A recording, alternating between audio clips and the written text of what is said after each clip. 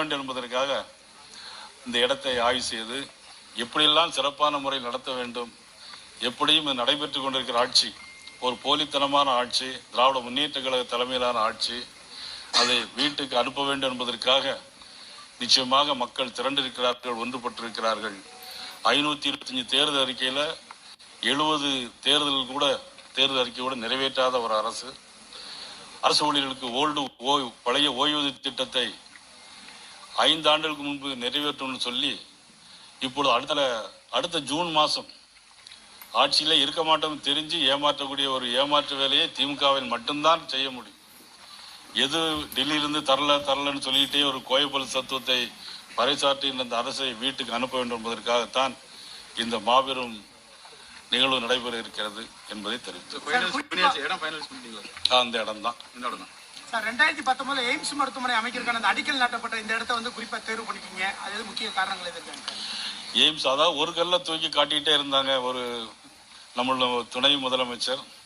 ஆனால் இன்னைக்கு பல லட்சம் கல்களால் இன்னைக்கு உயர்ந்து நிற்கிறது எய்ம்ஸ் மருத்துவமனை.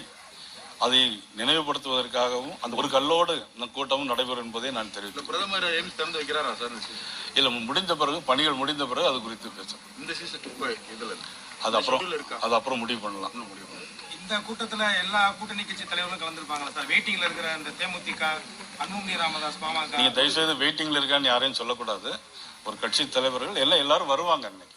சார், நாங்கள் எதிர்பார்க்கணும்னு சொன்னீங்க, நீங்கள் யாரை எதிர்பார்க்கறீங்க? இந்த எதிர்பார்க்க எல்லாரும் வருவாங்கன்னு சொன்னீங்க. இந்த ஆமா, அது நீங்க உங்களுக்கு யாரை எதிர்பார்க்கறீங்க?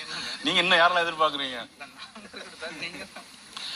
அதாவது ஒரு 4-5 மாசத்துக்கு முன்னாடி நீங்க எல்லாம் கேட்டுட்டு இருந்தீங்கன்னா உங்க கூட்டணியில ஒண்ணுமே இல்லையே, எல்லாம் வெளியேறிட்டு இருக்காங்களே அப்படின்னு கேட்டுட்டு இருந்தீங்க. திமுக கூட்டணி ஸ்ட்ராங்கா இருக்குன்னு சொல்லியிருந்தீங்க.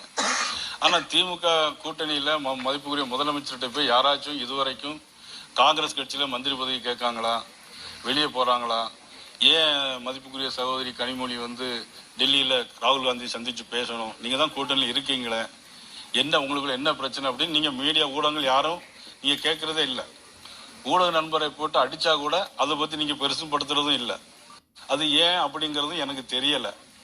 செல்வப்பிறந்தை இவர் வெளிப்படையா தானே கனிமொழி போய் சந்திச்சாங்க. திரு இபிஎஸ் மாதிரி வேற எதுவும் ரகசியமா போய் சந்திக்கலையே அப்படின்னு விமர்சிக்கிறார். இதுல ரகசியமா வேற நாட்டுக்கு கேடுபட்ட விஷயம் ஒண்ணு இல்லையே, எல்லாம் நல்ல விஷயங்களா தானே சந்திச்சு பேசுறாங்க. இதுல ரகசியமா பேசினா என்ன, ரகசியம் இல்லாட்டா என்ன? அதெல்லாம் சார், பூத் கமிட்டி கூட அமைக்கிறதுக்கு இந்த கட்சியில ஆள் இல்லைன்ற மாதிரி திமுகவை சேர்ந்த மாவட்ட செயலாளரே சொல்லியிருக்காரு காங்கிரஸ் கட்சிய. அதான் நான் சொல்றேன், அதை நீங்க கேட்க மாட்டேங்கிறீங்க, எங்கள்கிட்ட தான் கேட்கறீங்க. நீங்க இதை யாராச்சும் முதலமைச்சர்கிட்ட போய் காங்கிரஸ் கட்சி பூத் கமிட்டி கூட இல்லையே, அதை பத்தி நீங்க என்ன நினைக்கிறீங்க அப்படின்னு யாராவது கருத்து கேட்டிருக்கீங்களா? இது வரைக்கும் மீடியால யாரும் கேட்கல. எங்களை தான் நிறைய கேள்வி கேட்கறீங்க நீங்க. ஆனா செல்வ பிறந்த என்ன பேசியிருக்காரு அதை பற்றியும் நீங்க செல்வ பிறந்தகிட்டும் கேட்கறது இல்லை. ஆனா எங்கள்கிட்ட மட்டும் கேள்வி கேட்டுட்டே இருக்கீங்க. என்ன விஷயங்கிறது எங்களுக்கு தெரியல. ஆனா இந்த 5 வருஷமும் எவ்வளவு பிரச்சனை நடக்குது. இன்னைக்கு கூட நேற்று இரவுல ஒரு காவல்துறை பெண்மணி ரோந்து போகும்போது கூட இருக்க போலீஸே பாலியல் வன்கொடுமை பண்ணியிருக்காரு, முயற்சி பண்ணியிருக்காரு. யாராவது பெருசுப்படுத்துறீங்களா? இல்லை. சரி, பழைய ஓய்வூதிய திட்டத்தை 5 வருஷமா நீங்க செய்யல, அடுத்த விட ஆட்சியே இருக்காத, நீங்க எப்படி அதை ஒத்துக்கிட்டீங்க அப்படின்னு முதலமைச்சர்கிட்ட நீங்க கேட்டிருக்கீங்களா? எந்த டிவிலையும் கேட்கறது இல்லை. ஆனா எங்களை மட்டும் கேள்வி கேட்டுக்கிட்டே இருக்கிறீங்க. ஒரு சின்ன விஷயம் உங்களுக்குள்ள பிரச்சனை வந்ததுன்னா அதை பூதாகரமாக்கி பெருசா பேசுறீங்க. இந்த பட்ஜெட்ல தமிழ்நாட்டுக்காக ஒரு திருக்குறள் கூட சொல்லல அப்படின்னு சொல்லி முதல்வர். அதாவது பிரதம அமைச்சரை பொறுத்தவரை 23 மொழிகள்ல திருக்குறள் மொழிபெயர்த்திருக்காரு. ஐநா சபைக்கு போனாலும் சரி, அயோத்திக்கு போனாலும் சரி, அல்லது எங்க போனாலும் சரி, யாதும் ஊரே யாவரும் கேளியர் கல்யாண் பூங்குன்றனாருடைய இதை பேசுறாரு. இன்னைக்கு எல்லா நாட்டிலையும் போயாச்சுன்னா தமிழ் பழமையான மொழின்னு பேசுறாங்க. நீங்க பட்ஜெட்ல தமிழ்நாட்டுக்கு ஒண்ணு இல்லைன்னு சொல்றீங்க. ஆனா தமிழ்நாடு பட்ஜெட் போடும்போது திருப்பரங்குன்றத்துக்கு அப்படின்னு ஏதாவது நிதி ஒதுக்குறாங்களா, அல்லது மதுரைக்குன்னு ஏதாவது நிதி ஒதுக்குறாங்களா? கிடையாது. ஒட்டுமொத்தமா ஒரு நிதியை ஒதுக்குவாங்க, அது வேற பிரிச்சு பேசுவாங்க. இன்னைக்கு ரயில்வே யார் கையில இருக்குது? அரசு கையில இருக்கு. 7300 கோடி ரூபாய் ஒதுக்கியிருக்காங்க. செமி கண்டக்டருக்கு 40,000 கோடி ரூபாய் ஒதுக்கியிருக்காங்க. ஆயுர்வேத டிபார்ட்மெண்ட்டுக்கு மருந்துக்கு நவீன இது பண்றதற்காக 10,000 கோடி ரூபாய் ஒதுக்கியிருக்காங்க. மாவட்டந்தோறும் மகளிருக்கு விடுதிகள் அமைக்கிறதுக்கு நிதி ஒதுக்கியிருக்காங்க. இதுல தமிழ்நாட்டுக்கு ஒண்ணுமே தரலன்னா இன்னைக்கு திருச்சியில விமான நிலையம் 650 கோடி ரூபாய். இன்னைக்கு தூத்துக்குடியில விமான நிலையம் 350 கோடி ரூபா. இந்த போற 4 வழி சாலை யார் போடுறது? அது தமிழ்நாட்டுக்கு தானே போடுறோம். அது கூட முதலமைச்சருக்கு தெரியலன்னா நம்ம என்ன செய்ய முடியும்? எத்தனை பாலங்கள், ரோடுகள், சாலைகள். நான் கேட்கிறேன், நீங்க எல்லாரும் கேட்கணும். அண்ணன் இபிஎஸ் முதலமைச்சரா இருக்கும்போது 11 மெடிக்கல் காலேஜ் கொண்டு வந்தார்.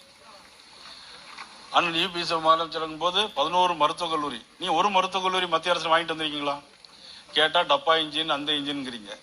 உங்க ஆட்சி என்ன இன்ஜின்? இது கஞ்சா இன்ஜினா? இது கஞ்சாவிலே ஓடுற இன்ஜின் தான் இந்த தமிழ்நாடு அரசு. 9 ரயில், இப்போ வந்தே பாரத் ரயில் 9 ரயில் கொண்டு வந்திருக்காங்க, புல்லட் ரயில். இப்ப அடுத்தால புல்லட் ட்ரெயின் கொண்டு சென்னை, பெங்களூர், ஹைதராபாத் இப்ப கொண்டு வந்திருக்காங்க. இது தமிழ்நாட்டுக்கு தானே வருது. ஒரு நாடு முன்னேறணும்னா கட்டமைப்பு வசதியை மேம்பாடு பண்ணணும். சாலை போக்குவரத்து, விமான போக்குவரத்து, பஸ் போக்குவரத்து, கடல் வழி, நீர்வழி போக்குவரத்து, இது இருந்தால்தான் நாடு முன்னேற முடியும்.